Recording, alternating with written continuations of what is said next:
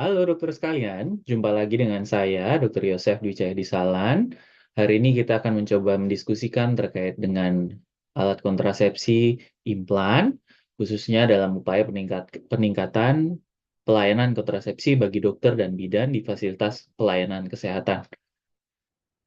Sebagai pendahuluan, implan adalah batang plastik berukuran kecil yang lentur seukuran batang korek api yang melepaskan hormon progestin yang menyerupai hormon progesteron alami di tubuh seorang perempuan. Implan yang beredar luas di pasaran saat ini ada dua jenis. Yang pertama itu adalah implan dua batang, mengandung hormon levonorgestrel, dan yang kedua adalah implan satu batang, mengandung hormon etonogestrel. Nah, bagaimana cara kerja, efektivitas, dan jangka waktu pemakaian dari implan? Untuk cara kerja, implan secara dominan mencegah pelepasan sel telur dari indung telur dengan cara menekan dari kejadian ovulasi. Kemudian yang kedua, implan juga mengentalkan lendir serviks sehingga menghambat bertemunya sperma dan sel telur. Dikatakan efektivitasnya 1/100.000 perempuan pada tahun pertama pemakaian. Dan untuk jangka waktu pemakaian, untuk implan 2 batang, efektif hingga 4 tahun, sedangkan untuk implan 1 batang, efektif hingga 3 tahun. Studi menunjukkan dapat efektif hingga 5 tahun. Apa saja keuntungan implan? Yang pertama, jelas klien tidak perlu melakukan apapun setelah implan terpasang, mencegah kehamilannya sangat efektif, dan yang ketiga merupakan metode kontrasepsi jangka panjang untuk 3-5 tahun, tergantung dari jenis implannya.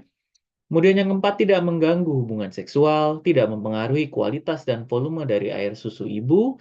Kesuburan dapat kembali dengan segera setelah implan dilepas, mengurangi nyeri haid, mengurangi jumlah darah haid, sehingga dapat mencegah terjadinya anemia defisiensi besi. Nah, bagaimana keterbatasan dari implan? Memang tidak ada perlindungan terhadap infeksi menular seksual atau IMS, membutuhkan tenaga kesehatan terlatih secara khusus untuk memasang dan melepasnya, dan yang ketiga, klien tidak dapat memulai maupun melepas implan secara mandiri. Siapa yang boleh untuk memakai implan? Yang pertama pasti telah atau belum memiliki anak, perempuan usia reproduksi, termasuk perempuan yang berusia di atas 40 tahun, baru saja mengalami keguguran atau kehamilan ektopik, merokok tanpa bergantung pada usia perempuan maupun jumlah rokok yang dihisap, sedang menyusui, menderita anemia atau riwayat anemia, menderita varises vena, terkena HIV, sedang atau tidak dalam terapi antiretroviral. Yang tidak boleh adalah para wanita atau pasien yang mengalami penggumpalan darah akut pada vena dalam, di kaki atau paru, perdarahan vagina yang tidak dapat dijelaskan sebelum evaluasi terhadap kemungkinan kondisi serius yang mendasari, menderita kanker payudara lebih dari 5 tahun dan tidak sembuh, atau menderita sirosis atau tumor HT berat, saat ini menderita sistemik lupus erythematosus dengan antibodi fosfolipid yang positif atau yang tidak diketahui, dan tidak dalam terapi imunosupresif. Kapan implan sebaiknya dipasang? Jika pasien itu mengalami menstruasi yang teratur atau sedang berganti dari metode non-hormonal, maka kapanpun boleh dilakukan pemasangan. Jika dimulai dalam 7 hari setelah permulaan menstruasi, maka tidak perlu metode kontrasepsi tambahan. Akan tetapi, jika dimulai dari 7 hari setelah mulainya dari menstruasi, maka sebenarnya bisa dipasang kapan saja asal yakin tidak hamil, dan sebaiknya untuk 7 hari pertama itu menggunakan kontrasepsi tambahan. Bagaimana dengan pasien yang berganti dari metode hormonal lainnya? Maka implan dapat segera dilakukan pemasangan jika klien menggunakan metode hormonal secara konsisten dan benar, atau kita yakin bahwa pasien tidak hamil. Tidak perlu menunggu menstruasi bulan berikutnya dan tidak perlu metode kontrasepsi tambahan. Jika pasien atau klien ini berganti dari kontrasepsi suntik kombinasi atau kontrasepsi suntik progestin, implan dapat dipasang ketika suntikan ulangan dan seharusnya diberikan, tidak perlu metode kontrasepsi tambahan. Bagaimana dengan wanita yang memberikan ASI eksklusif atau hampir eksklusif kurang dari 6 bulan setelah melahirkan? Jika belum menstruasi, implan dapat dipasang pada klien kapan saja di antara waktu melahirkan sampai dengan 6 bulan, dan tidak perlu metode kontrasepsi tambahan. Jika telah menstruasi, maka implan dapat dipasang seperti yang dianjurkan pada perempuan yang memiliki siklus menstruasi. Artinya, harus dipastikan bahwa wanita tersebut tidak hamil saat dilakukan pemasangan.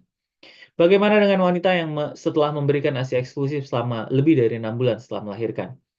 Jika belum menstruasi, maka implan dapat dipasang pada klien kapan saja, asal yakin tidak hamil.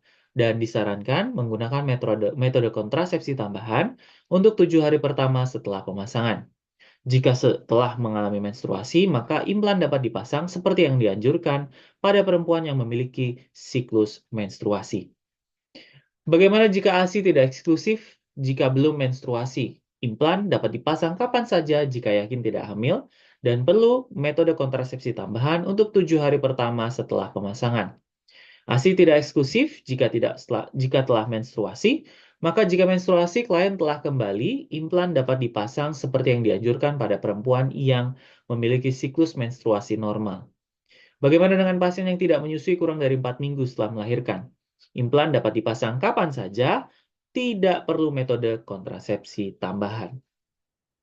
Nah, bagaimana dengan kondisi tidak menyusui lebih dari 4 minggu setelah melahirkan?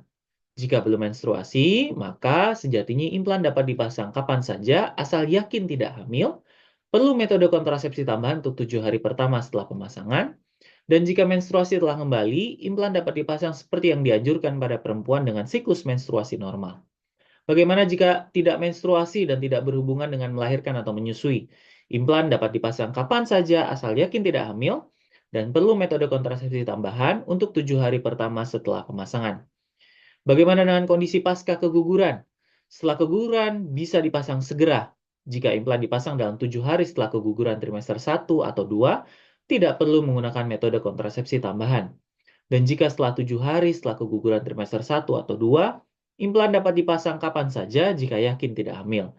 Perlu metode kontrasepsi tambahan untuk 7 hari pertama setelah pemasangan. Bagaimana dengan kondisi setelah pemakaian pil kontrasepsi darurat? Maka, implan dapat dipasang pada hari yang sama saat pemberian atau penggunaan kontrasepsi darurat. Perlu metode kontrasepsi tambahan untuk 7 hari pertama, dan bila tidak segera memulai menggunakan implan, tetapi klien masih ingin tetap menggunakannya, ia dapat memulai kapan saja asalkan yakin tidak hamil. Dan setelah menggunakan pil kontrasepsi darurat ulipristal asetat atau UPA, maka implan dapat dipasang pada hari ke-6 setelah menggunakan pil kontrasepsi darurat UPA, tidak perlu menunggu menstruasi bulan berikutnya. Implan dan UPA berinteraksi jika implan dipasang lebih dahulu, sehingga keduanya berada di dalam tubuh, sehingga satu atau keduanya bisa menjadi kurang efektif. Buat janji agar klien kembali pada hari ke-6 untuk pemasangan implan atau sesegera mungkin setelahnya.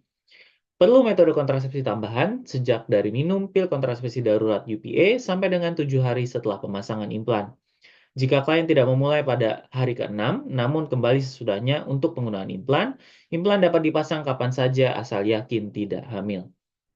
Nah, bagaimana dengan efek samping atau komplikasi dari implan? Efek samping yang pertama itu adalah menstruasi menjadi tidak teratur, bahkan sampai dengan tidak menstruasi, atau menstruasinya menjadi banyak dan lama. Kadang-kadang disertai dengan nyeri perut, bisa juga muncul jerawat, perubahan berat badan, nyeri payudara, perubahan mood dan hasrat seksual, serta nyeri pada setelah pemasangan dan pencabutan.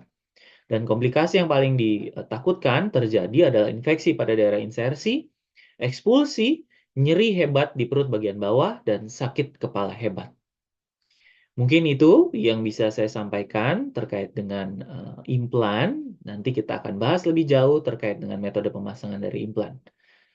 Sekian dari saya, terima kasih banyak. Salam hormat, salam sehat, dan salam hangat. Sampai berjumpa di video selanjutnya.